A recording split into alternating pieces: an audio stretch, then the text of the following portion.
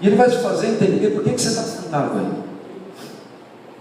Por que você vai, daqui a alguns instantes, tomar do corpo e do sangue e renovar a tua aliança com Jesus. Ele está em João 17. Eu vou abrir aqui, já chega. Versículo 20, diz assim: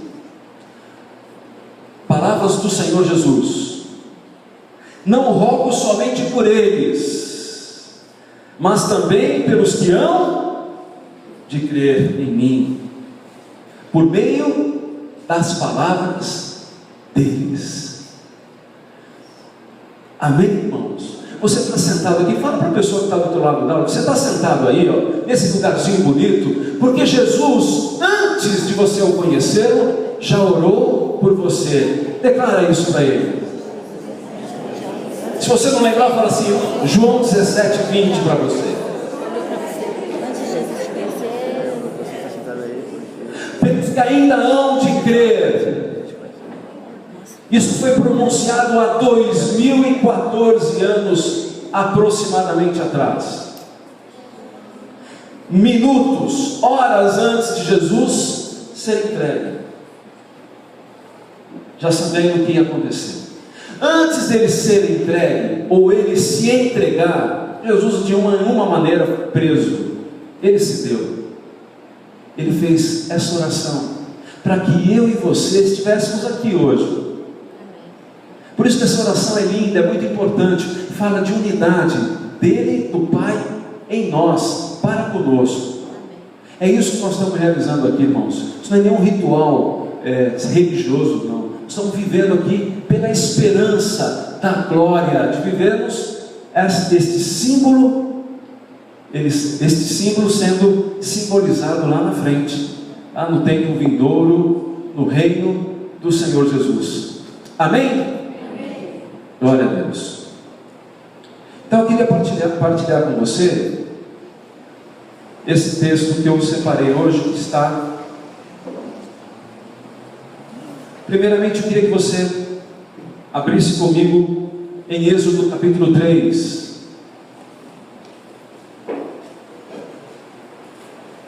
Nós vamos a 4.500 anos atrás, depois nós vamos para um futuro incerto, Apocalipse, e depois nós vamos ministrar a palavra de 2.000 anos atrás.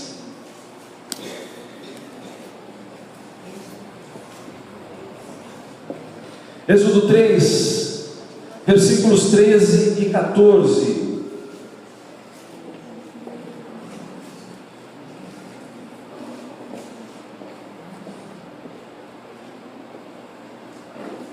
Três 13 e 14, diz assim: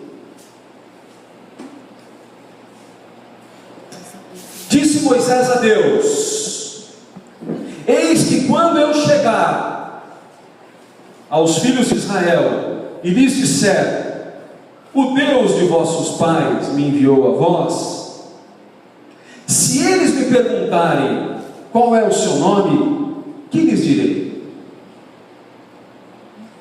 Respondeu Deus a Moisés: eu sou o que sou. E disse: assim dirás aos filhos de Israel: eu sou, me enviou a vós outros. Até aqui. Irmãos, o tema da nossa meditação hoje, da nossa reflexão, diz muito respeito a isso. Jesus tinha uma enorme preocupação em deixar claro, ou sentir que estava bem claro aos seus discípulos quem ele era. Tem uma passagem interessante que os discípulos vêm contando a Jesus, algo assim que me chama muita atenção. Eles chegam diante de Jesus e falam: Senhor, Jesus primeiro pergunta para eles: o que dizem do Filho do Homem, acerca do Filho do Homem? O que dizem? O que dizem as pessoas, de uma forma geral?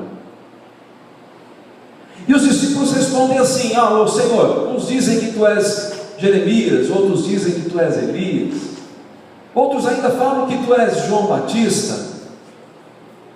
E Jesus se vira para eles e diz assim: e vós, o que dizeis? O Filho do Homem.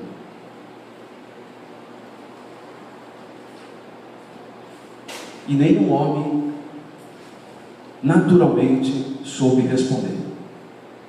Eu imagino que naquela passagem, naquele momento ali, houve alguns instantes de silêncio.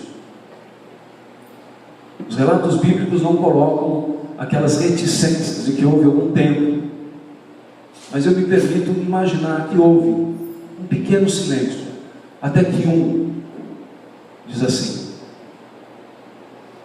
tu és o Cristo, Filho do Deus vivo. Olha que coisa simples e profunda.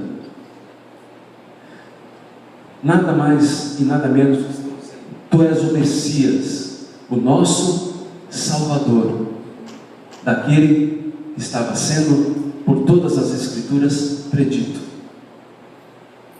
E Jesus se vira para Pedro e diz: não fora a carne nem o sangue que te revelou, Simão Pedro, mas o Espírito Santo. Irmãos, nós não podemos sentar a esta mesa, ou tão menos confessar que Jesus é o Senhor, se não for pelo Espírito Santo.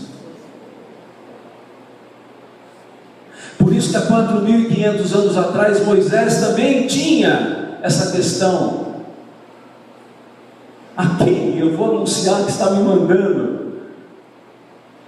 ir ter com Faraó e libertar os meus irmãos? A quem eu devo falar?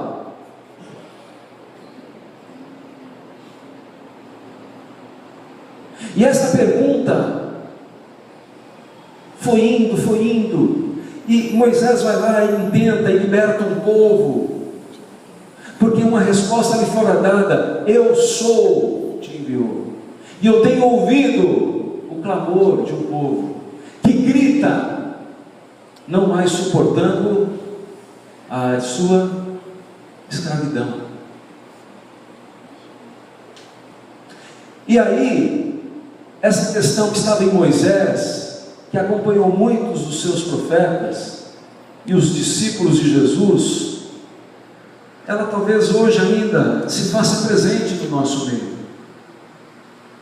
Quem é Jesus?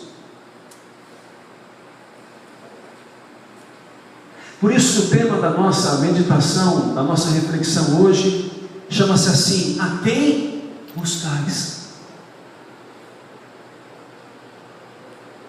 Porque se eu pegar para conversar com cada um de vocês e fizer essa pergunta: a quem buscais? Talvez eu encontre diversas respostas, e a soma dessas respostas possam se completar e fazer um grande todo, mas elas divididas, talvez elas não reflitam a verdade de Deus. Jesus certa vez olha para um dos seus discípulos e diz assim: olha, se os teus olhos forem bons, todo o teu corpo será são. Isso quer dizer muito para nós, irmãos, porque isso quer dizer nada menos do que o seguinte: que nós, pelo Espírito Santo, podemos mudar a imagem das coisas que estão à nossa frente. O Evangelho tem o poder de fazer com que esta realidade mude. Se nós pararmos para pensar, irmãos, o poder que há no Evangelho pode fazer com que eu enxergue toda essa realidade diferente. Problemas, pessoas, circunstâncias, situações, tudo. Amor de pai, amor de mãe, amor de filho, relações humanas. E, sobretudo, como eu olho para Jesus. Se os meus olhos forem sarados, sãos, a maneira de eu ver toda essa realidade muda. E muda com ela os problemas, as aflições, as angústias, os medos. Tudo isso muda, irmãos. porque pelo poder que há no nome de Jesus, a quem nós buscamos de fato, pode acontecer. Por isso que a palavra para a igreja hoje: a quem buscais, irmãos? Você sentado aí, a quem você está buscando?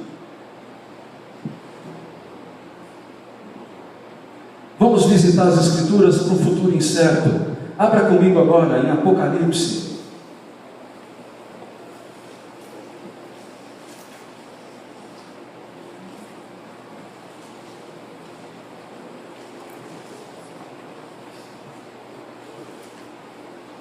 Apocalipse.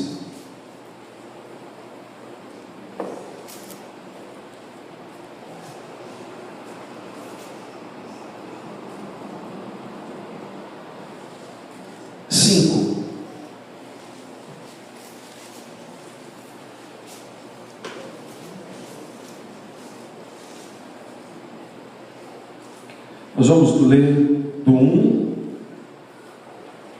ao 5.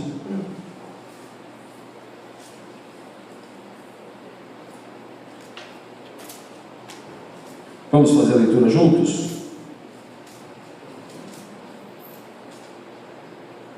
E vi na mão direita daquele que estava sentado no trono um livro escrito só por dentro e por completamente escrito, selado com 7 selos. E ainda João, contemplando isso, acrescenta na visão: vi um anjo forte que proclamava em grande voz: quem é digno de abrir o livro e desatar os seus selos? Versículo 3: ninguém, nem no céu, nem na terra, nem debaixo da terra, podia abrir o livro e nem olhar o livro. Não só abrir, irmãos, nem olhar o livro. E João se angustia no seu espírito.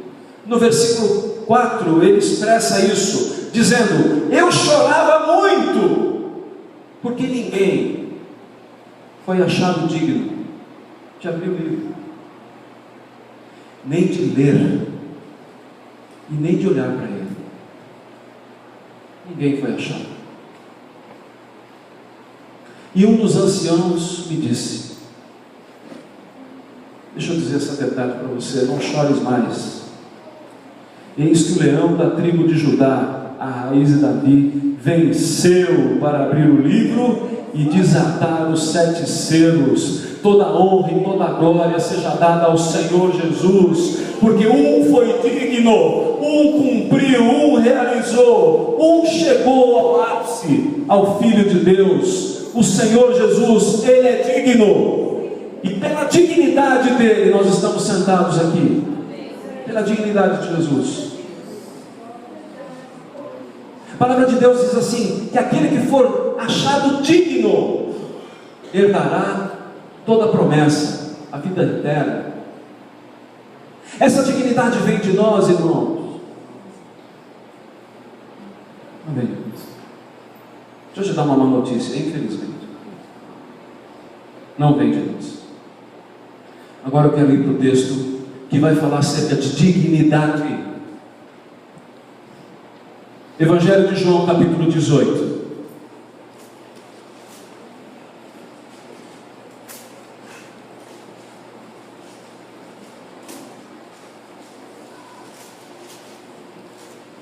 Versículo 1 ao 9.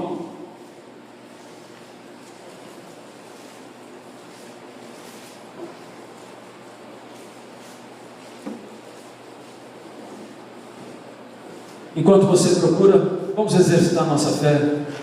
Se aqui, quantos entre nós, eu vou contar 1, 2, exercem fé que o seu nome está naquele livro cheio, repleto de nomes? Quantos aqui podem levantar a mão em nome do Senhor Jesus?